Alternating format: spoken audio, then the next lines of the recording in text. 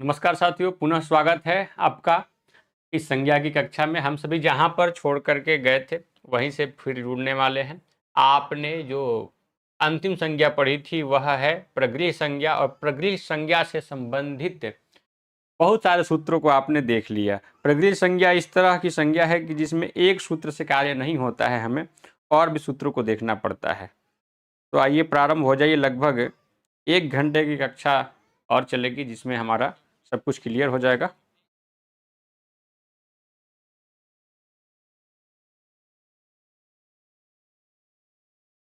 प्रातिपदिक प्रातिपदिक को मैं कारक अध्ययन की पृष्ठभूमि वाले वीडियो में बताया हूँ क्या है प्रातिपदिक, इसको प्रातिपदिक कहेंगे।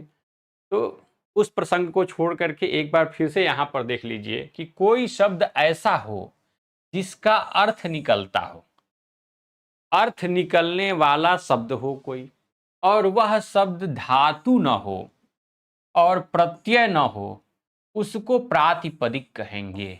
इसमें एक चीज को छोड़ दिया गया है, वह है प्रत्यांत। तो सभी का ग्रहण हो जाए उसके लिए हमें वृत्ति को देखना चाहिए कि धातु का तात्पर्य हो गया, जैसे पठ आप बोलते हैं ये धातु है। फिर प्रत्यय को और प्रत्ययांत को, जैसे पठ हो गया धातु तो तीप हो गया एक प्रकार का प्रत्यय, और एक प्रत्ययांत मान लीजिए कि पठती को ले लेते हैं, चाहे रामा को ले लेते हैं, ले लिए। तो धातु को, प्रत्यय को और प्रत्यांत को वर्जित करके, छोड़ करके जो अर्थवान शब्द का स्वरूप होगा उसकी प्रातिपदिक संज्ञा होगी। सभी शब्दों की प्रातिपदिक संज्ञा नहीं होगी। शब्दों की प्रातिपदिक संज्ञा होगी, यहां से प्रारंभ करिए। शब्द की प्रातिपदिक संज्ञा होगी तो पहला उसमें रुकावट है कि वह शब्द अर्थ वाला होना चाहिए। नहीं तो अपने मैं मुंह से कोई भी शब्द निकाल दूं, अटपट, तो ये अटपट की प्रातिपदिक संज्ञा नहीं हो जाएगी। डम डम बंगम, तो ये सब प्रातिपदिक को नहीं प्राप्त हो रहे हैं। ऐसा शब्द जिसका अर्थ निकलना चाहिए, पहला शब्द की प्रातिपदिक ही होती है, शब्द की ही प्रातिपदिक संज्ञा होती है, लेकिन कैसा शब्द होना चाहिए? अर्थ वाला होना चाहिए। तो अर्थ वाले शब्द में बहुत सारे शब्द गृहीत हैं, तो वह धातु नहीं होना चाहिए, प्रत्यय नहीं होना चाहिए, और प्रत्यय उसमें जुड़ा हुआ हो पहले से, ऐसा भी नहीं होना चाहिए। तो ये प्रत्यांत है, यह एक प्रत्यय है, एक उदाहरण के रूप में है, इसमें सिप इत्यादि भी आ सकता है, और यह धातु है। तो धातु को छोड़ दीजिए, प्रत्यय को छोड़ दीजिए और प्रत्ययांत को छोड़ दीजिए, उसके बाद जो बच रहा है ऐसे शब्द को आप ऐसे शब्द जिसका अर्थ निकल रहा हो उसकी प्रातिपदिक संज्ञा इस सूत्र से कर सकते हैं। प्रातिपदिक का महत्व क्या है जब इसका प्रसंग पढ़ेंगे तब, अभी तो केवल हम लोग संज्ञा पढ़ रहे हैं। तो प्रातिपदिक संज्ञा करने वाला भी एक और सूत्र है, कृत तद्धित समासाश्च। कृत और तद्धित हो जिसके अंतिम में उसको कहा जाएगा कृत तद्धितांत। ठीक है, दो है तो द्विवचन में कृत तद्धितांतो लिखा है, अर्थात कृत अंतिम वाला, तद्धित अंतिम वाला जो है वह, और जिसकी समास संज्ञा हो चुकी है, जो समस्त हो चुका है, दो शब्द आपस में जुड़ चुका हो, उसकी प्रातिपदिक संज्ञा की जाएगी। तो प्रातिपदिक संज्ञा करने वाला कितना सूत्र आपने पढ़ा? 2 सूत्र, अर्थवत धातुर प्रत्यय प्रातिपदिकम और कृत तद्धित समासाश्च। दोनों का अलग अलग क्षेत्र है, एक है कि अर्थ वाले शब्द स्वरूप को हम प्रातिपदिक करेंगे, और एक कहता है कि कृत प्रत्यय अंतिम में हो, तद्धित प्रत्यय अंतिम में हो, या समास का शब्द हो, तब उसकी प्रातिपदिक संज्ञा करेंगे। तो यह अलग विषय वाला प्रातिपदिक है और वह अलग है। यदि उसके अनुसार चलते तो कृत भी एक प्रत्यय अंतिम में जुड़ने से प्रत्यांत हो जाता शब्द, तो उससे वहां पर मना कर दिया गया और यहां पर उसी को ले लिया गया। तो एक प्रातिपदिक आपने देखा, इसके बाद में एक संज्ञा आप और देख लीजिए, नदी संज्ञा।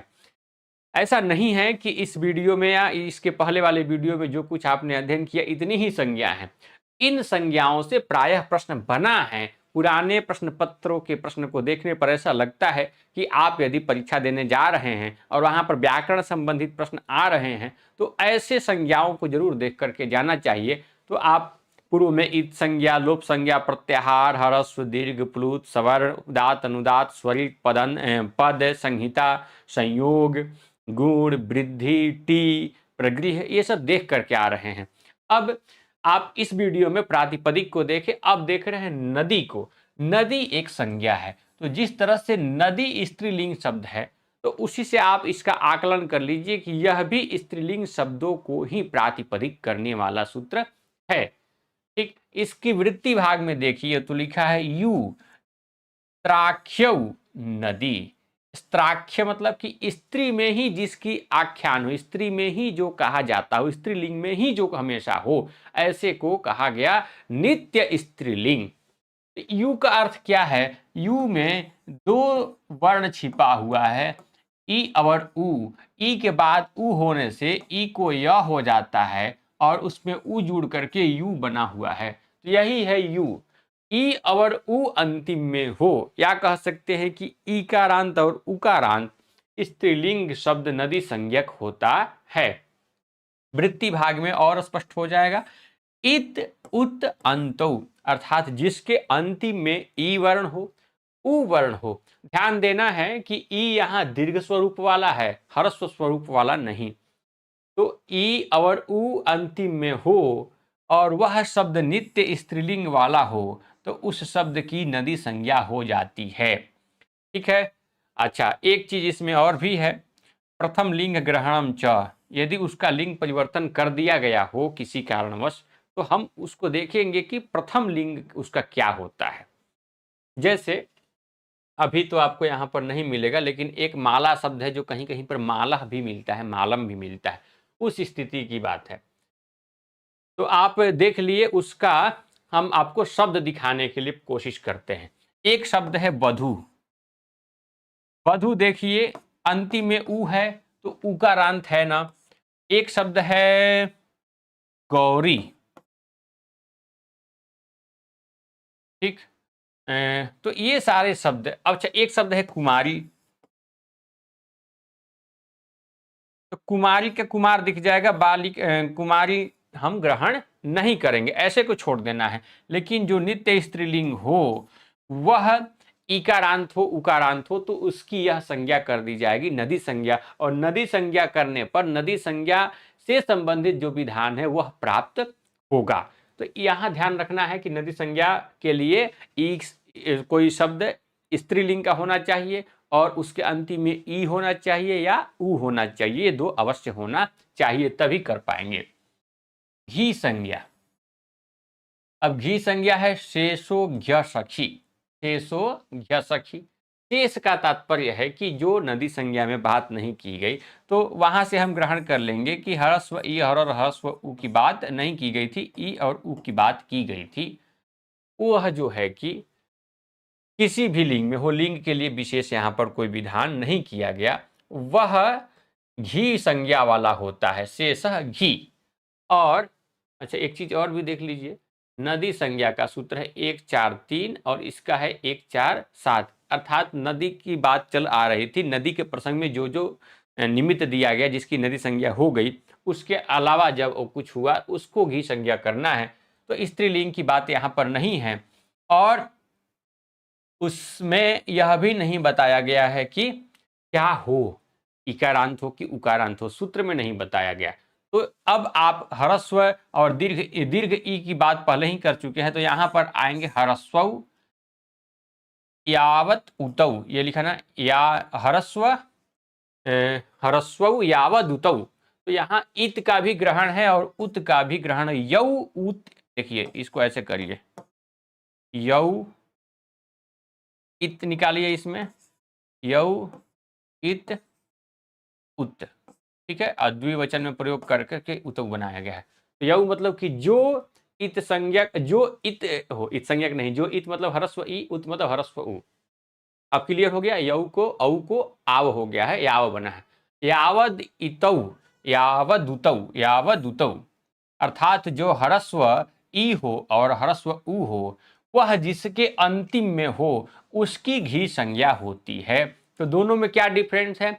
वहां पर नित्य स्त्रीलिंग की बात कही गई थी, अंतिम में दीर्घ ई दीर्घ ऊ हो, ऐसा कुछ कहा गया था। यहाँ पर ऐसा कुछ नहीं है, यहाँ पर सीधे घी संज्ञा में कहा गया कि ह्रस्व हो यदि ई और ह्रस्व हो ऊ, वह जिसके अंतिम में हो उसकी घी संज्ञा करनी है। एक चीज को छोड़ दीजिएगा, सखी शब्द ऐसा शब्द है कि जो है इकारांत, तो इसकी भी घी संज्ञा हो जाती, लेकिन सूत्र ने ही मना कर दिया कि शेषो घ्य सखी। तो यह आपने देखा कि सखी जो पुल्लिंग का शब्द है उसको छोड़ करके ह्रस्व ई और उ अंतिम वाले शब्दों की घी संज्ञा कर दी गई है।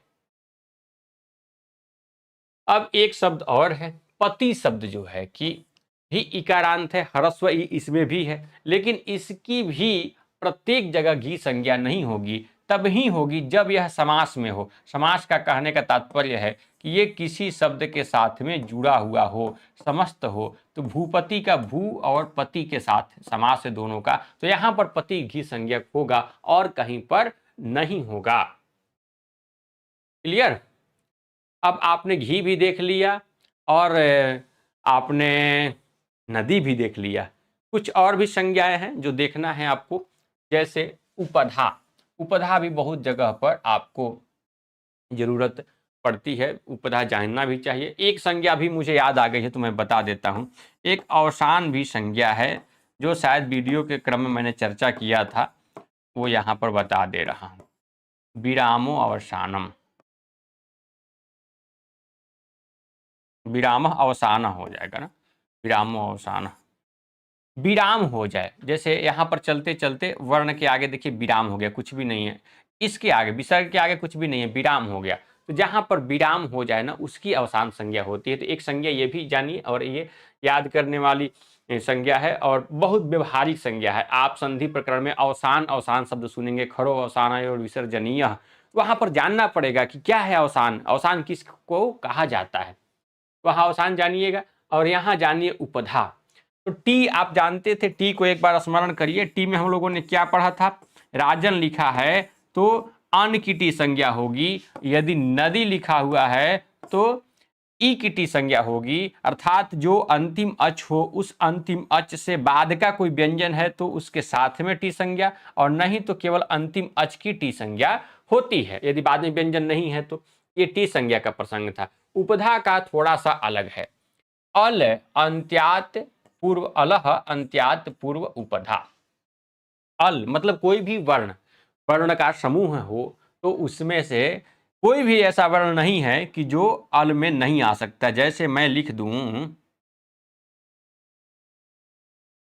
उपराजम, लिख दिया उपराजम। अब यहाँ पर अल है, उ भी है, प भी है, अ भी है, र भी है, आ भी है, सभी के सभी अल में आ जाएंगे। यहाँ किसी स्वर की बात नहीं थी। और अचुन्त्यादि टी में अच की बात थी, ये थोड़ा विस्तार ले लेता है, अल सीधे ग्रहण किया गया है।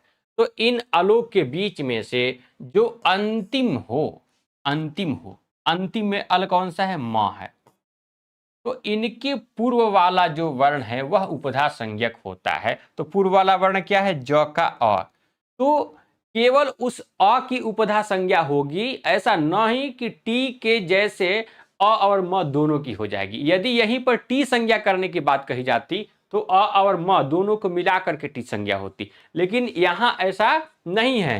अंतिम अल से पूर्व वाला जो है, अंतिम अल मतलब अंतिम वर्ण बोलिए सीधे, अंतिम वर्ण से पूर्व वाला जो है उसकी उपधा संज्ञा होगी। अंत्यात अलह पूर्वो वर्ण उपधा संज्ञा स्यात्, अंतिम अल से पूर्व वाला वर्ण उपधा संज्ञक होगा। अब यदि आपसे पूछा जाए कि राजा में किसकी उपधा संज्ञा होगी, तो राजा में ज की उपधा संज्ञा होगी, आ के बाद में ज है। यदि टी संज्ञा करने की बात होती तो आ की टी संज्ञा होती, यहां पर टी संज्ञा की बात होती तो अम की टी संज्ञा होती। लेकिन उपधा में फिक्स है कि अंतिम अक्षर जो दिखाई दे रहा है उससे पहला वाला जो अक्षर है वह उपधा संज्ञक हो जाएगा। तो उपधा संज्ञा आपने जान लिया। अब एक संज्ञा और जानी, अप्रिक्त। अप्रिक्त संज्ञा, अप्रिक्त का अर्थ ही है अकेला, ठीक। अप्रिक्त एक आल प्रत्यय, अप्रिक्त संज्ञा उसकी है जो एक अल हो, एक अल मतलब अल का तात्पर्य है कि सभी वर्ण। अल एक ऐसा प्रत्याहार है जो अपने में संस्कृत वाङ्मय के संपूर्ण वर्ण को सम्मिलित करता है, समाहित करता है। तो अल का तात्पर्य क्या है? वर्ण। कोई वर्ण यदि अकेला बच जाए तो उसकी संज्ञा होगी अपृक्त। कोई वर्ण अकेला बच जाए तो वह हो जाएगा अपृक्त संज्ञक। ठीक है, लेकिन वह वर्ण किसका होना चाहिए? तो लिखा प्रत्यय, प्रत्यय का वर्ण होना चाहिए। आप प्रत्यय अभी बहुत कुछ नहीं जानते हैं, तो इतना तो जानते हैं कि सु और यस अम और सस ये सब प्रत्यय हैं। यह प्रातिपदिक के पर में होते हैं। और तिंग वाला जो है तिप्त जी सिप्तस्था वो भी प्रत्यय है, उसके लगने से क्रिया रूप मिलते हैं हमें, और सुप मिलने से शब्द रूप मिलते हैं। विभिन्न विभक्तियों के तीनों वचन मिलते हैं। तो इतना तो परिचित है कि प्रत्यय है, प्रत्यय की जानकारी आपको हो गई है। अब उसमें यदि कोई प्रत्यय में से कोई एक वर्ण बच जाए या एक वर्ण वाला कोई प्रत्यय हो तो वह अपृक्त संज्ञक होता है। उदाहरण के लिए आप जैसे राम शब्द बना रहे हैं तो राम में आप प्रथमा विभक्ति एक वचन के लिए सु प्रत्यय लाते हैं, फिर आगे बढ़ते हैं तो यही राम सु का उ हट करके राम स हो जाता है। और यहाँ देखिए तो ये क्या हो गया? अकेला हो गया। तो इसको हम अपृक्त संज्ञक कह सकते हैं। कहेंगे कि नहीं कहेंगे? सूत्र के अनुसार अपृक्त कहा जाता है यदि एक अल हो जाए प्रत्यय का। तो सु का जो स है वह प्रत्यय का भी है और अकेला भी है। तो अकेला है इसलिए हमें वह अपृक्त संज्ञक के लिए प्राप्त हो जाता है। अपृक्त का अर्थ ही है अकेला। वृत्ति भाग में इसी तरह से लिखा है कि एकाल प्रत्ययो यह सोपृक्त संज्ञा स्यात्। एक अल वाला जो प्रत्यय है वही अपृक्त जो है सह वह अपृक्त संज्ञा स्यात्, वह अपृक्त संज्ञक हो, अपृक्त उसकी संज्ञा हो जाए, अपृक्त उसका नाम हो जाए। तो आप अपृक्त को भी जान लिए, अब गति को जानिए। अपृक्त जाने, उपधा जाने, टी जाने, लगभग हल्का हल्का मिलता जुलता है। उपधा और टी तो खास करके, तो वहां कंफ्यूज नहीं होना है। गति भी एक संज्ञा है। अब गति जानने के पहले आप इसको एक नाम और भी दे चुके हैं जिसको गति करने जा रहे हैं। इसको एक संज्ञा कर चुके हैं, उपसर्गा क्रिया योगे से उपसर्ग संज्ञा। प्र परा आदि जो है, प्रादि जो है, प्र परा अपसम अनु और निर्दुष दूर भी आंग नि अधि अपि अति सु उत अभि प्रति परि उप, यह जो प्रादि हैं यदि ये क्रिया के योग में होते हैं, प्र आदि जब क्रिया के योग में होते हैं, कभी भी धातु के साथ ही जुड़ेंगे, तो क्रिया के योग में होने से यह उपसर्ग संज्ञक होते थे। उपसर्गा क्रिया योगे, यह अच् संधि में आप पढ़े होंगे या मैं तो अभी आपको बताऊंगा ही। तो जिसकी उपसर्ग संज्ञा हुई है उसी की एक और संज्ञा करनी है, वह है गति संज्ञा। गतिश्च अर्थात गति संज्ञा भी होगी। जिस तरह से आप उपसर्ग संज्ञा करते हैं क्रिया के योग में प्र आदि के, उसी को गति भी कहिए। तो गति कहने में हमें कोई दिक्कत नहीं है। प्र परा अपसम, आप सभी 22 को याद किए होंगे, नहीं तो एक बार बोल जाइए। प्र परा अप सम अनु अ निस निर दुस दूर वी आंग नि अधि अपि अति सु उत अभि प्रति परि उप, ऐसा ही है। यह यदि किसी क्रिया के साथ में हो, जैसे मान लीजिए कोई क्रिया है ब्रजति, ठीक, ब्रजति क्रिया है जिससे जाने की बात हमें पता चलती है। इसके साथ में यदि प्र आ गया तो यह प्र किस संज्ञा को प्राप्त हो जाएगा? इस सूत्र के अनुसार गति संज्ञा को प्राप्त हो जाएगा। और उपसर्गा क्रिया के अनुसार यह उपसर्ग क्रिया को प्राप्त हो जाएगा। ऐसे यह उपसर्ग भी नहीं है, यदि क्रिया के योग में नहीं है तो यह उपसर्ग भी नहीं है, क्रिया के योग में होने से ऐसा होगा यह। और क्रिया योगे गति संज्ञा भी, प्रादेय क्रिया योगे गति संज्ञा और प्रादेय क्रिया योगे उपसर्ग संज्ञा।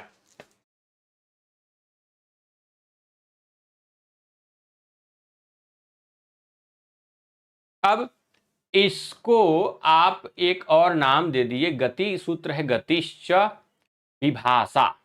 विभाषा के लिए ये पंक्ति मिलती है, याद कर लीजिए, न वा इति विभाषा। न वा अर्थात उसका निषेध भी किया जाए और वा से उसको विकल्प भी प्राप्त हो, अर्थात यस और नो दोनों प्राप्त हो, ठीक है, हाँ और नहीं दोनों प्राप्त हो, तब जा करके उसकी संज्ञा होती है विभाषा, जिसको आप कहते हैं वैकल्पिक। वैकल्पिक में आप एक रूप शायद देखे होंगे, चलिए जो देखें उसी को बताता हूं। आप शुद्ध्युपास्य ऐसा भी रूप देखे होंगे और ऐसा भी देखे होंगे जहां पर केवल शुद्ध्युपास्य ही लिखित हो, ऐसा भी देखे होंगे। तो ये द ध यह वैकल्पिक रूप है, एक जगह वो हो रहा है, एक जगह नहीं हो रहा है। होना और नहीं होना, इसी को क्या कहते हैं? विभाषा। इसी को कहते हैं विभाषा। न वेत्ति विभाषा, इससे विभाषा को परिभाषित किया गया है। निषेध और विकल्प को विभाषा संज्ञा हो, निषेध भी अर्थात मना भी किया गया हो और मना न भी किया गया हो, विकल्प भी दिया गया हो कि हाँ हाँ तुम अपना विधान कर सकते हो, उसको कहते हैं विभाषा। एक संज्ञा आप पढ़ने जा रहे हैं जिसको आप बहुत पहले से जानते हैं, लेकिन मैं आपको उसको सूत्रों के माध्यम से बता रहा हूं कि देखिए ऐसे ऐसे शब्द भी हैं जिनकी यह संज्ञा हो सकती है। आप इतना पता है आपको कि संज्ञा के स्थान पर प्रयुक्त होने वाला जो सभी का नाम हो सके वह सर्वनाम होता है। आप बोलते भी हैं वह, तुम, मैं, हम, ये सब सर्वनाम है। वे लोग हिंदी में बोलते हैं। संस्कृत में बात आती है तो इन्हीं का संस्कृत आप बोलने लगते हैं। सह, तौ, ते, अहम, अवाम, वयम, ये सारे शब्द सर्वनाम हैं। लेकिन उतना ही नहीं है, हमें बहुत कुछ पता चलता है। तो सर्वनाम संज्ञा करने वाला एक सूत्र है, वह कहता है सर्वादि। सर्व आदि मतलब सर्व से आगे जो भी ग्रहण है वह सर्व आदि सभी सर्वनाम हैं। अब सर्व आदि सभी जो सर्वनाम है उसको देखिए कौन कौन है। तो सर्व है, विश्व है, उभ है, उभय है, डतर, डतम, अन्य, अन्यतर, इतर, त्व, त्व, नेम, सम, सिम, पूर्व, पर, अवर, दक्षिण, उत्तर, अपर, अधर, यह सब कुछ। उसके बाद अभी नीचे और बताया जाएगा। यहाँ भी है यद, तद, यद, एतद, इदम, अदस, एक, द्वि, युष्मद, अस्मद, ये सारा चीज एक द्वि संख्या में भी है और सर्वनाम में भी है।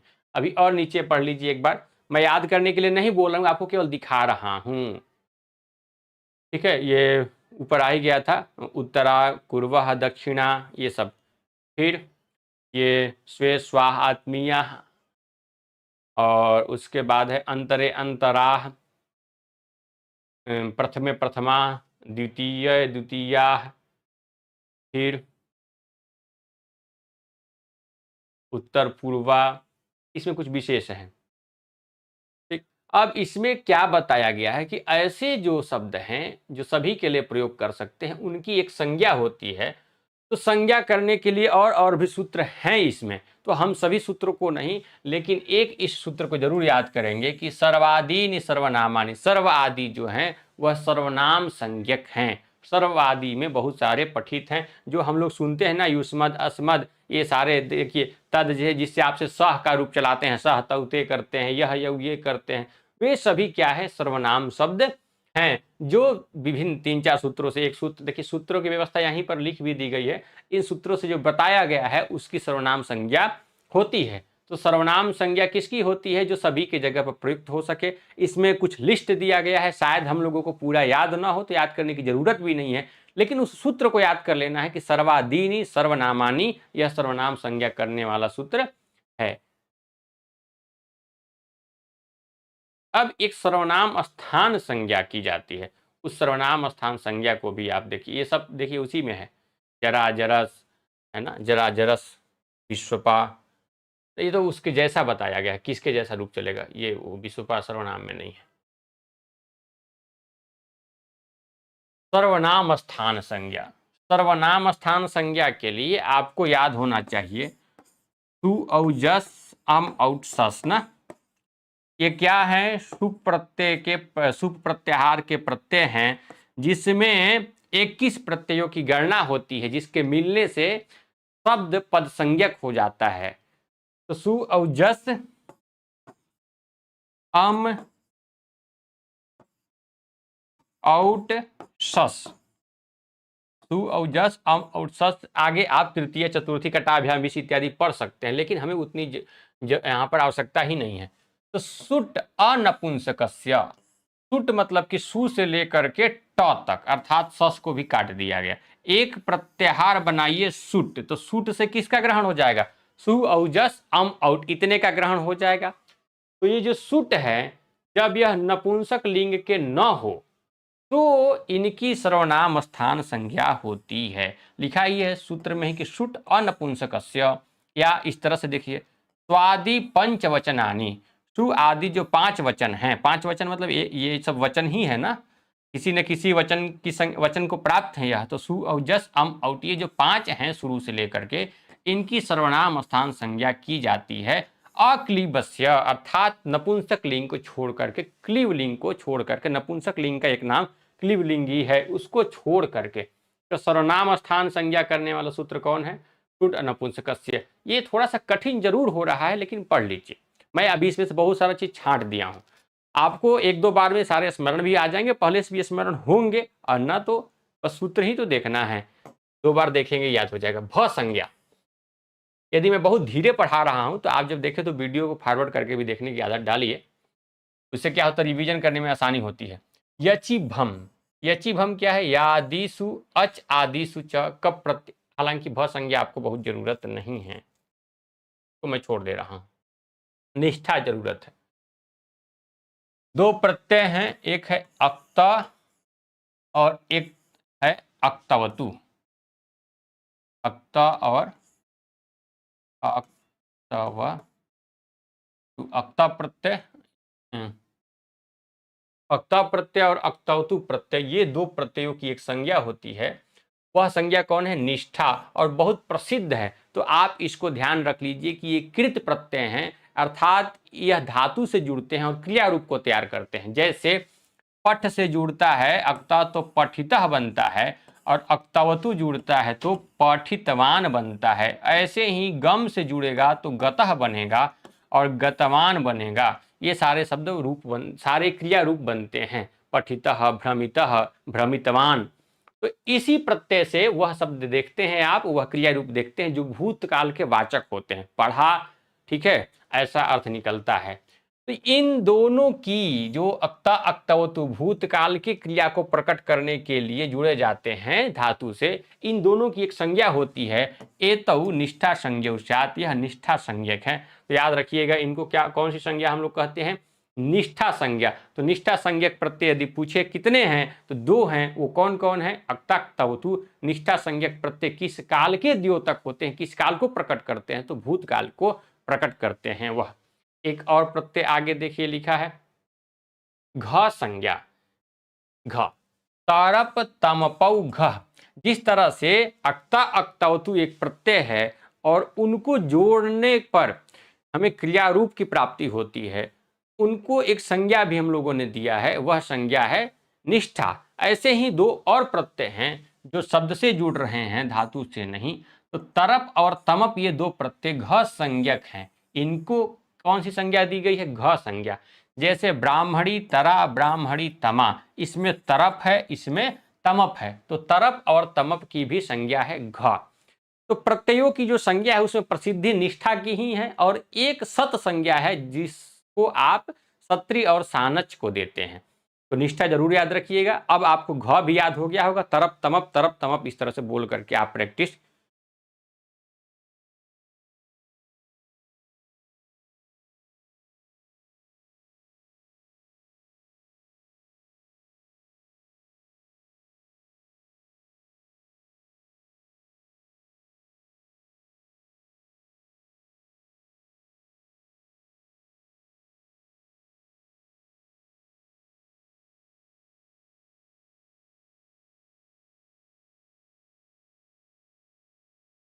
क्लास रुक रही है क्या?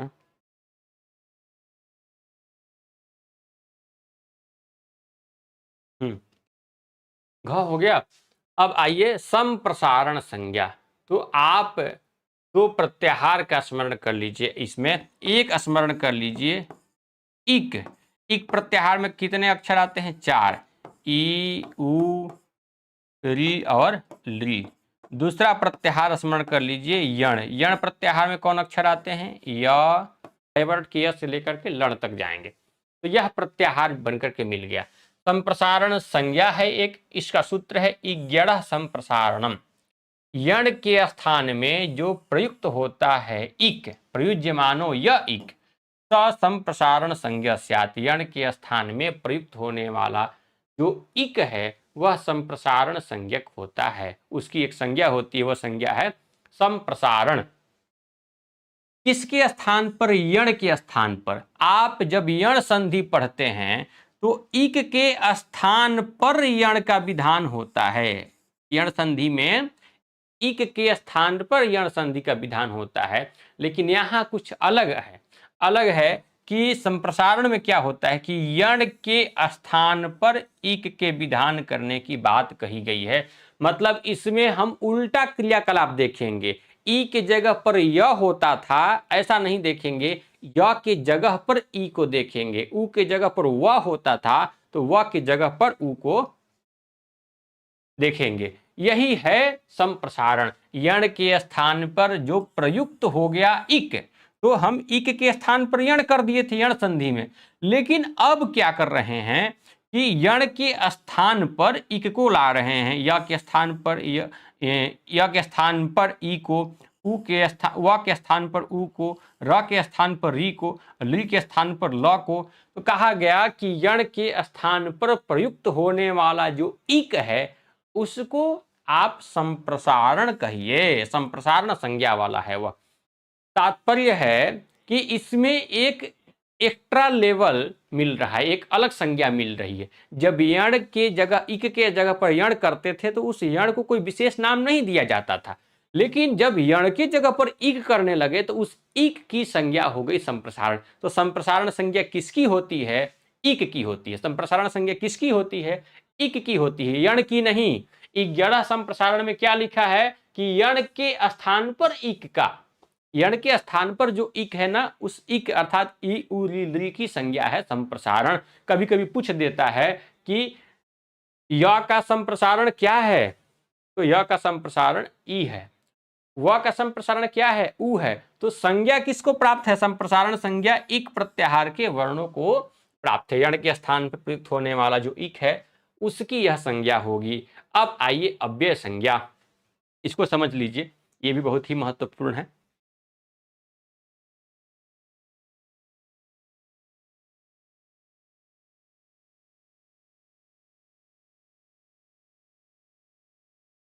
अव्यय संज्ञा स्वरादि निपातम अव्ययम। जिस तरह से आप सर्वनाम संज्ञा वाला सूत्र पढ़े थे कि जो सर्व आदि हैं उनकी सर्वनाम संज्ञा, सर्वादीनि सर्वनामानि सूत्र था, लेकिन यहां पर कुछ वैसा ही लिखा, सर्व नहीं लिखा, स्वर लिखा। तो स्वरादि निपातम अव्ययम, स्वर आदि, स्वर आदि, स्वर इस तरह से और भी शब्द लिखे हुए, तो स्वर आदि से उसका ग्रहण हो जाएगा। और जो निपात होते हैं वह, ये दोनों क्या होते हैं? अव्यय संज्ञक होते हैं। स्वरादयः निपाताः च अव्यय संज्ञासु। स्वर आदि और निपात जो हैं अव्यय संज्ञा वाले हैं। तो स्वर आदि में बहुत सारे अव्यय दिए हुए हैं जिसकी गणना यहाँ पर संज्ञा प्रसंग में तो मैं बताना नहीं सही समझ रहा हूँ। यदि आपको समझना है तो आप अव्यय प्रकरण में जाइएगा, अव्यय प्रकरण लघु सिद्धांत कौमुदी वाला, उसमें बहुत सारे लिखे हैं। फिलहाल इतना जानिए कि कुछ लिस्ट हैं जो जिस सूची में जो जो शब्द हैं वह सभी ग्रहित है स्वर आदि से और उनकी संज्ञा होती है। यह स्वरादयः में सभी ग्रहित है और उनकी अव्यय संज्ञा होती है। ऐसे जो निपात सीधे प्रयोग किए जाते हैं किसी के स्थान पर, उनकी भी अव्यय संज्ञा होती है। जैसे मान लीजिए कहीं पर ही प्रयोग कर दिया गया, कहीं पर नु प्रयोग कर दिया गया, तो ये सब निपात के अंतर्गत। और आप याद करिए ना, ई इंद्र उ उमेशा में ई देखे थे, तो यह सब क्या है? निपात हैं। इनकी संज्ञा हो जाएगी अव्यय। अव्यय संज्ञा करने वाला प्रथम सूत्र है स्वरादि निपातम अव्ययम। स्वर आदि और स्वर आदि से हमें यहाँ पर अच का ग्रहण नहीं करना है। स्वर ये शब्द हैं, मैं एक बार पढ़ करके आपको बता दूं, मुझे याद खुद भी नहीं है, मैं बता देता हूँ कि इस तरह के वहाँ पर आपको शब्द मिल जाएंगे। भवादि प्रकरण के जस्ट पहले है स्वर अंतर प्रातर पुनर् सनुतर उच्चैस निचैस सनैस रिध कृत्य युगपत आरात पृथक। एक बार हम सभी याद किए थे लेकिन अभी वर्तमान में याद नहीं है। इस तरह के शब्द हैं जो उच्चैस नीचैस आप जितना देखते हैं सब उसी में गृहीत हैं, तो उनकी अव्यय संज्ञा होती है और निपातों की भी अव्यय संज्ञा होती है। प्रथम सूत्र अव्यय संज्ञा करने वाला दूसरा सूत्र है कृत्यो। कृत्य जो मांत हो, ऐसा कृत प्रत्यय जो म अंतिम वाला हो। कृत मतलब जो धातु के बाद जुड़ने वाला है, वह यदि म अंतिम वाला है तो और एच अंतिम वाला है तो अव्यय संज्ञक होता है। किसकी अव्यय संज्ञा होगी? जो जिसके अंतिम में यह रहेंगे उस पूरे शब्द की संज्ञा होगी। जैसे मान लीजिए कि यह स्मारम है, स्मारम में म आया, ठीक है, और वह म मांत तो है, कृत है, म अंतिम में है, ऐसा प्रत्यय है यह जिसके अंतिम में म है, तो कृत प्रत्यय है, तो क्या इसकी संज्ञा होगी अव्यय संज्ञा कि पूरे स्मारम की होगी? तो इसको आप यहां से समझ सकते हैं तदंतम। एच अंतिम में हो ऐसा कृत प्रत्यय, म अंतिम में हो ऐसा कृत प्रत्यय, जिसके अंतिम में हो उस पूरे की अव्यय संज्ञा होती है स्मारम। स्मारम में क्या है कि स्मारम में कृत प्रत्यय तो है, अंतिम में म भी है, तो मतलब म अंतिम वाला कृत प्रत्यय है जिसके अंतिम में उसकी अव्यय संज्ञा होगी, पूरे स्मारम की अव्यय संज्ञा होगी। और अगले क्या कहते हैं? एजंतश्च, एच प्रत्यय अर्थात ए ओ ऐ औ, जो ये संयुक्ताक्षर है, संध्याक्षर है ना, ए ओ ऐ औ, यह चारों जिसके अंतिम में हो ऐसा कृत प्रत्यय, चारों मतलब अलग अलग, ऐसा नहीं कि चारों एक साथ हो, ऐसा कृत प्रत्यय जिसके अंतिम में हो उसकी भी अव्यय संज्ञा होती है। जीव से पिबध्यई, ये सब अव्यय संज्ञा वाले शब्द हैं। देखिए कृत प्रत्यय भी है इनके अंतिम में और ऐसा कृत प्रत्यय है जो ए अंतिम वाला है, ऐ अंतिम वाला है, तो यह आपको अव्यय शब्द कहे जाएंगे। बहुत ही बढ़िया सूत्र है कृण्मे जन्तः। ये कृत प्रत्ययांत शब्दों की अव्यय संज्ञा करता है, लेकिन वह कृत प्रत्यय कैसा होना चाहिए? म अंतिम वाला होना चाहिए या एच अंतिम वाला होना चाहिए। एतदंतम कृत्योमांत एजंतश्च तदंतम अव्ययम स्यात् स्मारम स्मारम। ये कृत प्रत्यय मांत वाला है, यह एच वाले हैं। क्लियर? अब आइए अगला सूत्र, कत्वा तोसुन कसुनः। कत्वा प्रत्यय जिसके अंतिम में हो, तोसुन प्रत्यय जिसके अंतिम में हो, कसुन प्रत्यय जिसके अंतिम में हो, वह हो जाता है अव्यय। और कत्वा के जगह पर लेप का भी प्रयोग मिलता है। तो कत्वा और लेप में कोई अंतर नहीं है।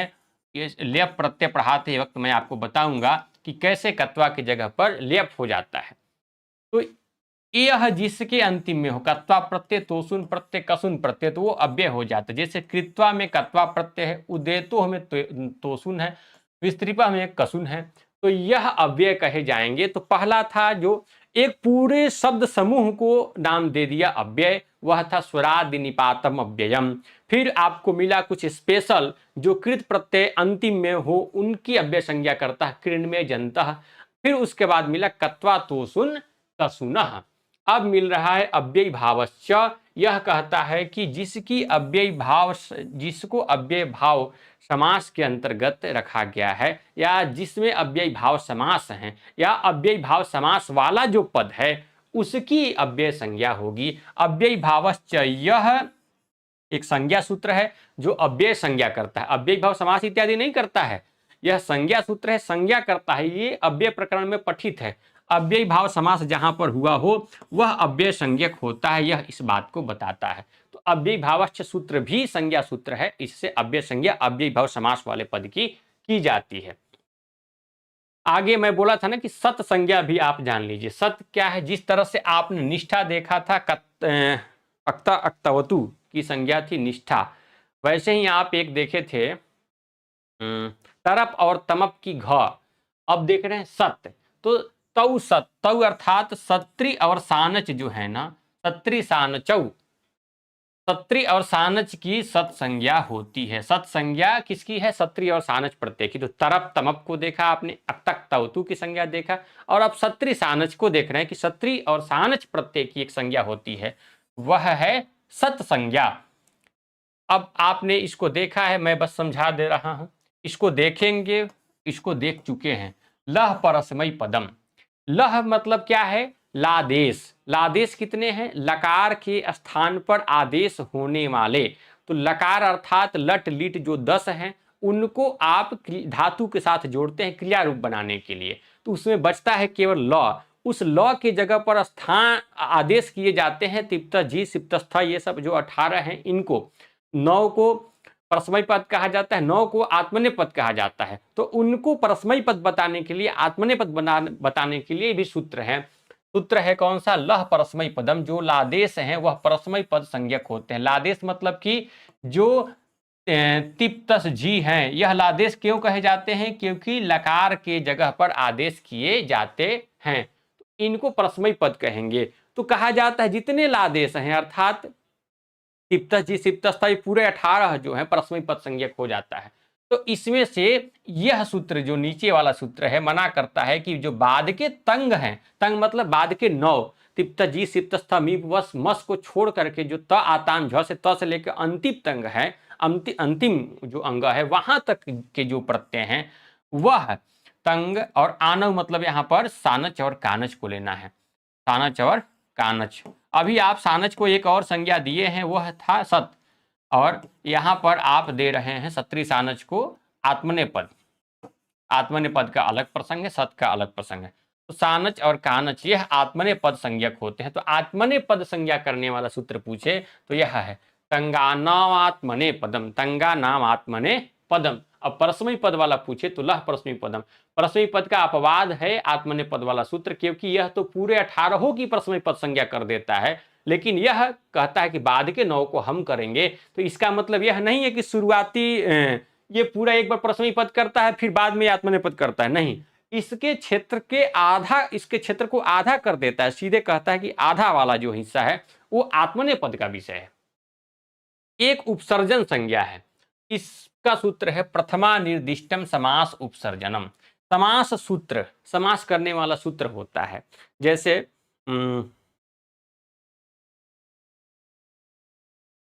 द्वितीया श्रितातीत पतित गत्यस्त प्राप्तापन्न ही आप एक सूत्र ले लीजिए, ठीक है। सूत्र मान लीजिए कि समास करने वाला कोई सूत्र है, मैं पूरा सूत्र नहीं लिख रहा हूं, समय व्याप्त जाएगा, क्योंकि सब कुछ आपको पढ़ाना ही है तो उसमें बताया जाएगा।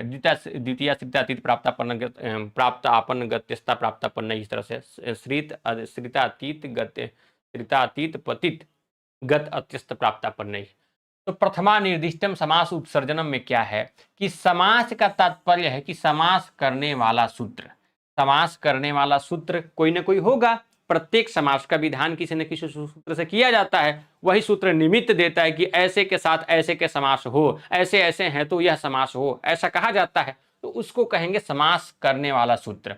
समास करने वाले सूत्र में यदि कोई अक्षर नहीं, कोई शब्द प्रथमा विभक्ति में पठित है, समास करने वाला सूत्र हुआ, उस सूत्र में प्रथमा या द्वितीय या तृतीय किसी न किसी विभक्ति में वहां पर शब्द पठित होंगे, बिना विभक्ति लगाए तो पढ़ेंगे नहीं जाएंगे शब्द, तो किसी न किसी शब्द में तो किसी न किसी विभक्ति में जरूर पढ़े गए होंगे उस सूत्र में। जैसे मान लीजिए तस्य लोपः, तो तस्य में षष्ठी लगा है, लोपः में प्रथमा है, ऐसा हम लोगों ने देखा। तो इसी तरह से आप प्रत्येक सूत्र में विभक्ति वाला पद देखेंगे, बिना विभक्ति के पद मिलेंगे नहीं।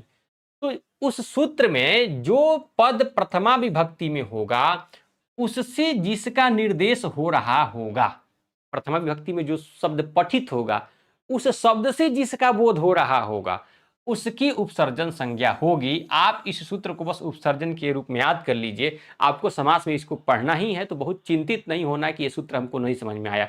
मैं ऐसे एक बार फिर से बढ़ा देता हूं कि समास करने वाला एक सूत्र होता है, उसमें विभिन्न विभक्ति के शब्द लिखे गए होंगे, पढ़े गए होंगे, उसमें जो प्रथमा विभक्ति का पद होगा उससे जिसका ग्रहण हो रहा होगा, प्रथमा विभक्ति वाला पद का नहीं, प्रथमा विभक्ति वाले पद से जिसका बोध हो रहा होगा उसकी उपसर्जन संज्ञा होगी।